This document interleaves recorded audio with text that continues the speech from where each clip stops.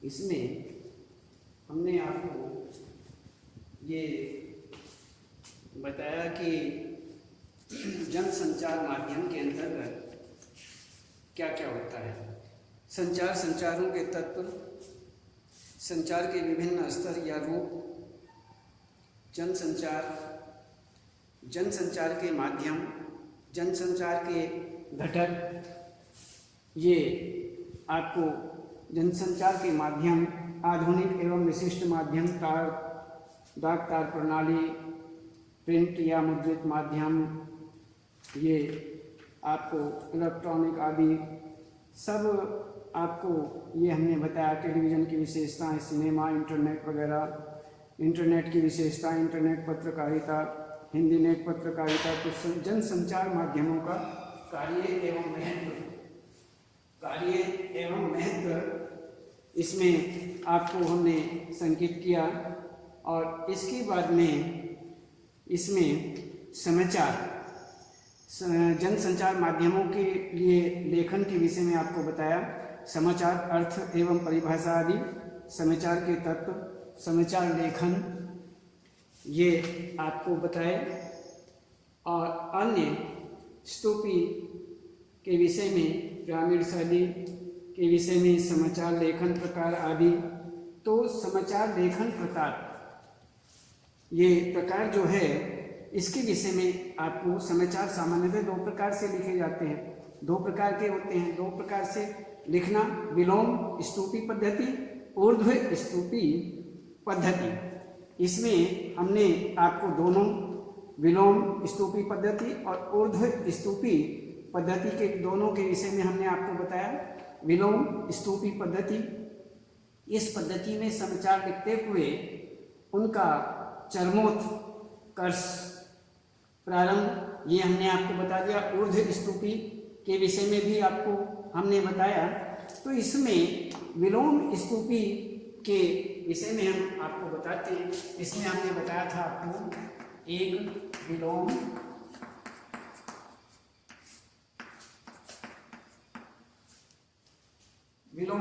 स्तूपी पद्धति,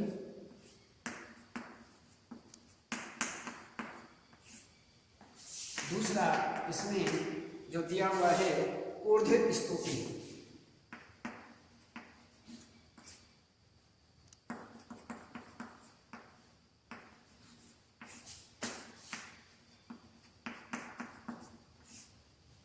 इसमें दोनों के विषय में हम आपको बता रहे हैं। इस पद्धति में समाचार लिखते हुए उनका चरमोत्कर्ष प्रारंभ में दिया जाता है तथा घटनाक्रम की व्याख्या करते हुए अंत किया जाता है। इसे हम विलोम स्तूपी पद्धति कहते हैं।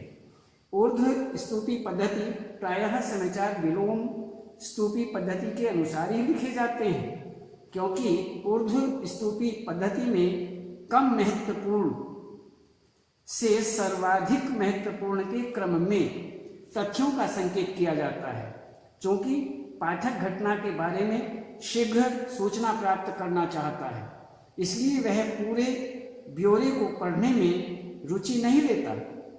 तो समाचार लेखन के महत्वपूर्ण बिंदु निम्न प्रकार से बताए जाते हैं कि समाचार लेखन हेतु सर्वप्रथम तथ्यों का संकलन किया जाता है। तथ्यों को योजनाबद्ध या व्यवस्थित करना समाचार लेखन की प्रक्रिया का दूसरा चरण माना जाता है। इसके बाद शीर्षक दिया जाता है और शीर्षक के बाद सूत्र का उल्लेख होता है। तत्पश्चात आमुख लिखते हैं और समाचार का विवरण या विस्तार लिखा जाता है। फिर लिखे हुए की जांच करके पुनः संक्षेपण किया जाता है। अंत में निष्कर्ष लिखा जाता है। तो इसी प्रकार से होता है। तो समाचार लेखन के 6 प्रकार बताए गए हैं। किसी भी समाचार के 6 आधारभूत सवाल होते हैं, जिन्हें हिंदी में 6 ककार कहा जाता है तथा अंग्रेजी में 5 W एवं 1 H कहा जाता है।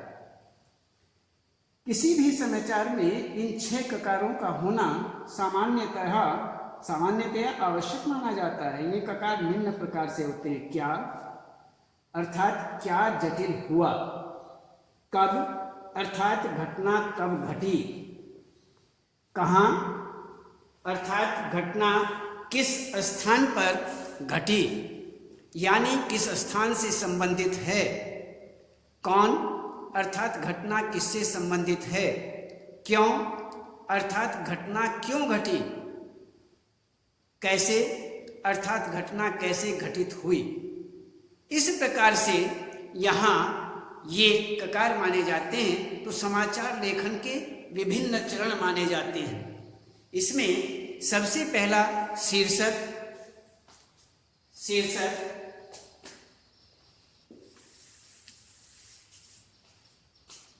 समाचार लेखन के विभिन्न चरण।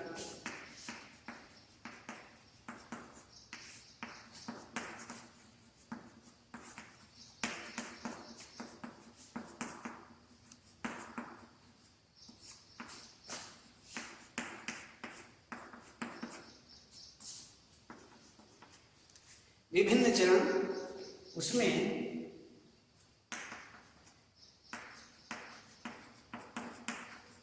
शीर्षक, स्रोत,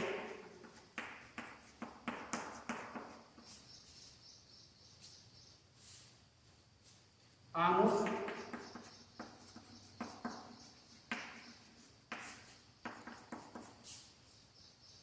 बॉडी या फ्लेवर,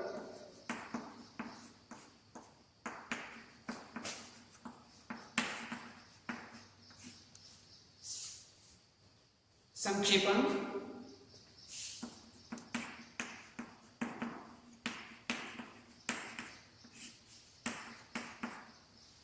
ये हमारे इस प्रकार से यहाँ पर विभिन्न चरण माने जाते हैं।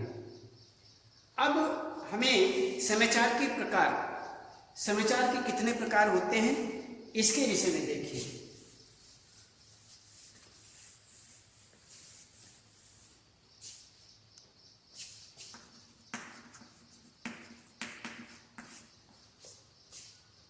मुख्य रूप से समाचार 4 प्रकार के होते हैं।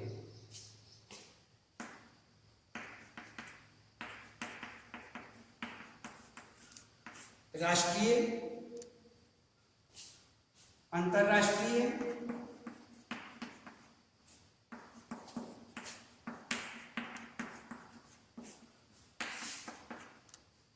प्रादेशिक,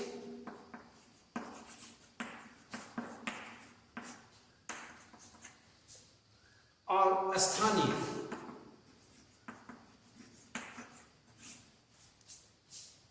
इस प्रकार से राष्ट्रीय, अंतर्राष्ट्रीय, प्रादेशिक और स्थानीय समाचार पत्रों के विभिन्न विशेष पृष्ठ। इसमें संपादकीय पृष्ठ, इसको समाचार पत्र की आत्मा भी कहा जाता है। विचार पृष्ठ, इसमें वैचारिक लेख, संपादकीय तथा महत्वपूर्ण टिप्पणियां एवं विभिन्न जनहित से जुड़े मुद्दों पर विशेषणों की राय आदि छपते हैं। बिजनेस पृष्ठ, यह व्यापार और अर्थव्यवस्था से जुड़ी खबरों का पृष्ठ है। इसमें व्यापारिक, वाणिज्यिक एवं अर्थ जगत की खबरों को स्थान दिया जाता है।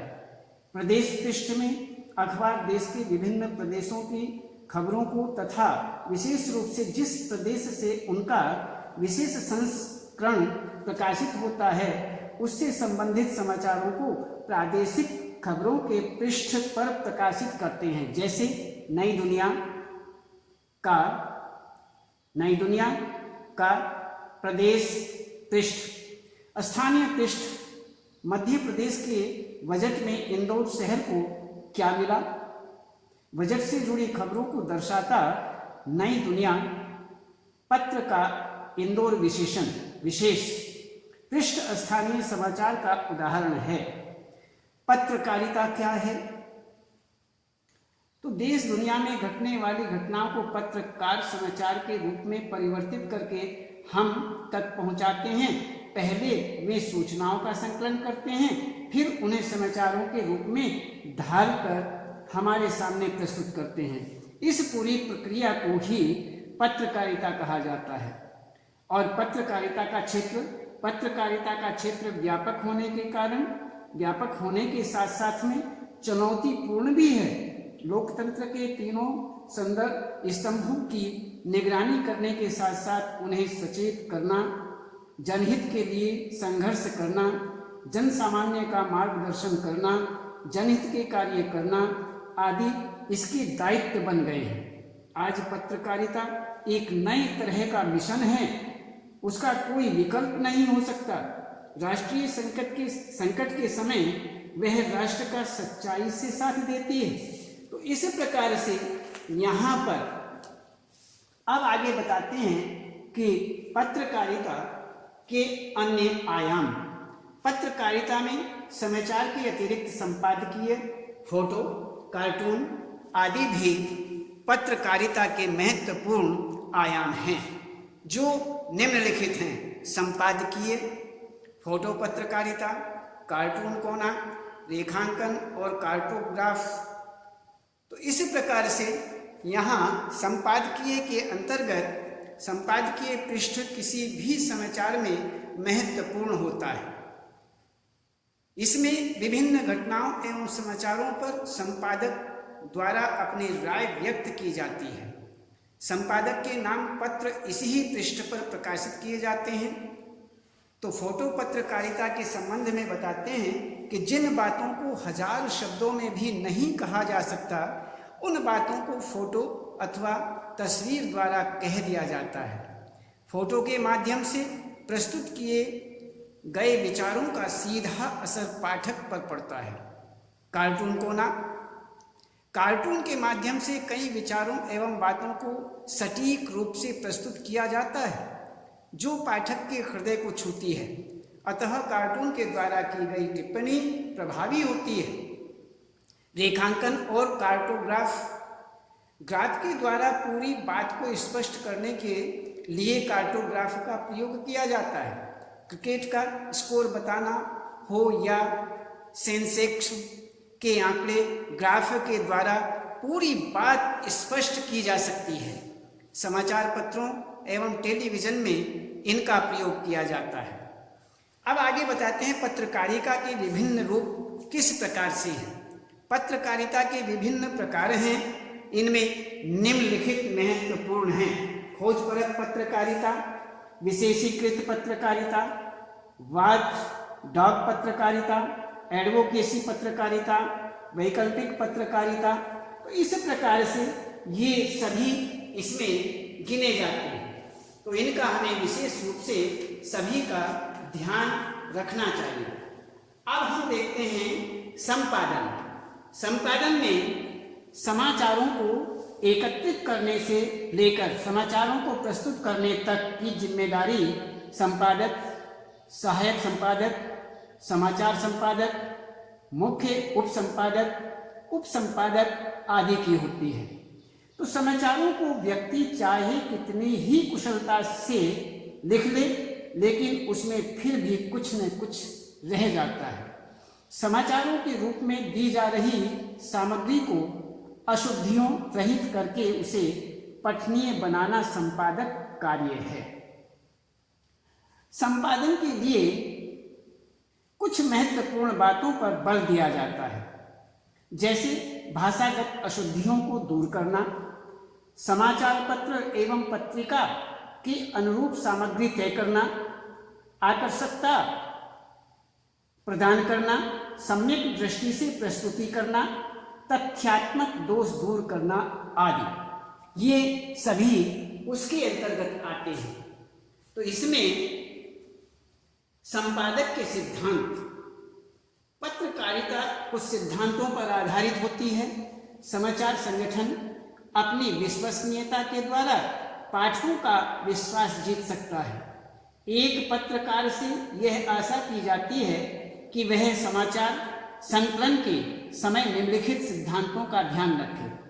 तथ्यों की शुद्धता या तथ्य परकता, जैसे मीडिया और पत्रकारिता एक आदर्श रूप में यथार्थ अथवा वास्तविकता का प्रतिबिंब होते हैं। पत्रकार सूचनाओं के द्वारा हमारा यथार्थ से परिचय करवाता है। पत्रकार जिस रूप में यथार्थ को हमारे सम्मुख प्रस्तुत करता है, उन छवियों को ही हम यथार्थ मानकर स्वीकार कर लेते हैं। वास्तव में मानव यथार्थ की नहीं बल्कि यथार्थ की छवियों की दुनिया में रहता है।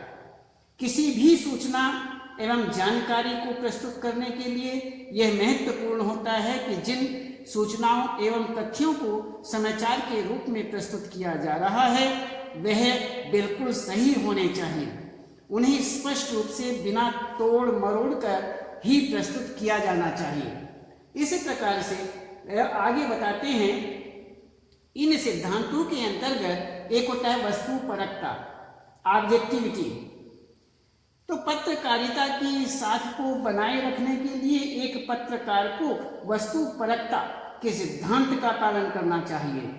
वस्तुपरकता और तथ्यपरकता के बीच बहुत समानता है। तथ्यपरकता जहां अधिक से अधिक तथ्यों से परिचय करवाती है, वहीं वस्तुपरकता को इस दृष्टि से देखा जाता है कि कोई व्यक्ति किसी तथ्य को किस प्रकार से देखता है। वस्तुपरकता में हमें तथ्यों के संकलन में और तथ्यों को प्रस्तुत करने में उन तथ्यों को अपनी धारणाओं एवं विचारों से प्रभावित नहीं होने देना चाहिए। एक ही समाचार किसी व्यक्ति के लिए वस्तुपरक हो सकता है तथा अन्य के लिए पूर्वाग्रह से प्रभावित भी हो सकता है। तो यहाँ पर निष्पक्षता के रूप में यदि हम देखें तो किसी भी घटना के विषय में गलत सही का निर्णय न्याय संगत रूप में करना निष्पक्षता है।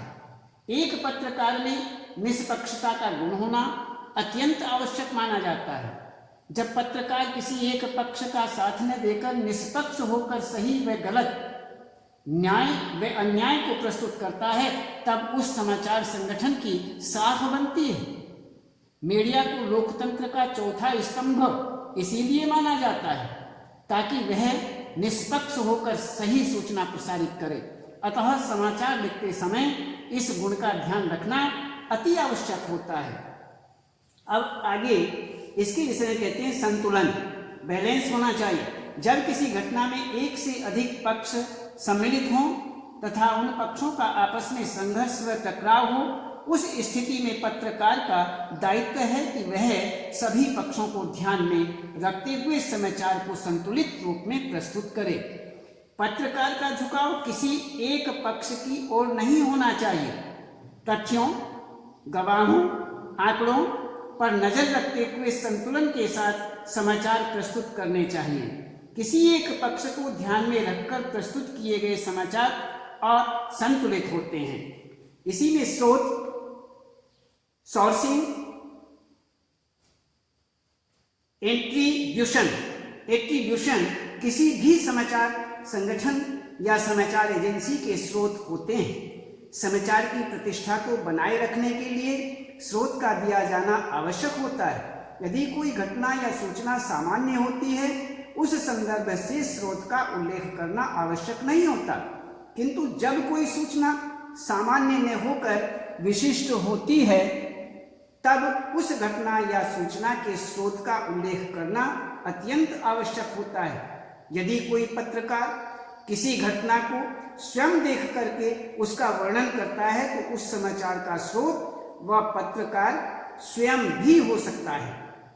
अतः किसी भी सूचना और जानकारी को प्रस्तुत करते समय उसके किसी न किसी स्रोत का होना आवश्यक माना जाता है। तो इसी प्रकार से हमने आपको ये जो बताया, इसमें पूरा एक विलोम स्तूपी पद्धति, ऊर्ध्व स्तूपी पद्धति और अन्य इसमें समाचार लेखन के 6 प्रकार हमने आपको बताए और समाचार लेखन के विभिन्न चरणों के रूप में आपको, जैसे शीर्षक, स्रोत, आमुख, बॉडी या फ्लेवर और संक्षेपण, इस विषय में आपको हमने बताया।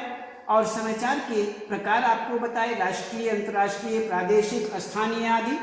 तो इस प्रकार से ये अलग अलग आपको सब बताया। पत्रकारिता क्या है, पत्रकारिता के क्षेत्र क्या हैं, किस प्रकार कितने हैं, पत्रकारिता के अन्य आयाम कैसे हैं, संपादकीय, फोटो पत्रकारिता, कार्टून कोना, रेखांकन और कार्टोग्राफ पत्रकारिता के विभिन्न रूप हमने आपको बताए। तो खोज, जैसे खोज परक पत्रकारिता, विशेषीकृत पत्रकारिता, वॉचडॉग पत्रकारिता, एडवोकेसी पत्रकारिता और वैकल्पिक पत्रकारिता। तो इस प्रकार से संपादन के रूप में हमने बताया, संपादन के सिद्धांत आपको बताए।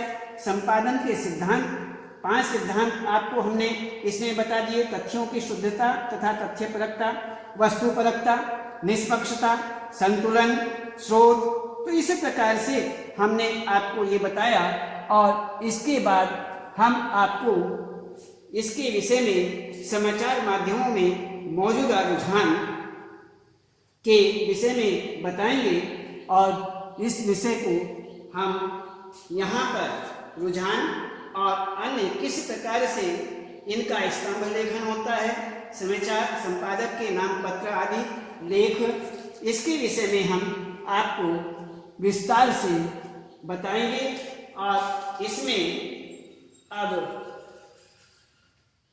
और इसमें लेख है या साक्षात्कार, इंटरव्यू है, विशेष लेखन है, ये सब जो हैं समाचार माध्यमों में मौजूदा रुझान के अंतर्गत आते हैं। इसमें हम आपको कल बताएंगे और आज केवल इतना ही।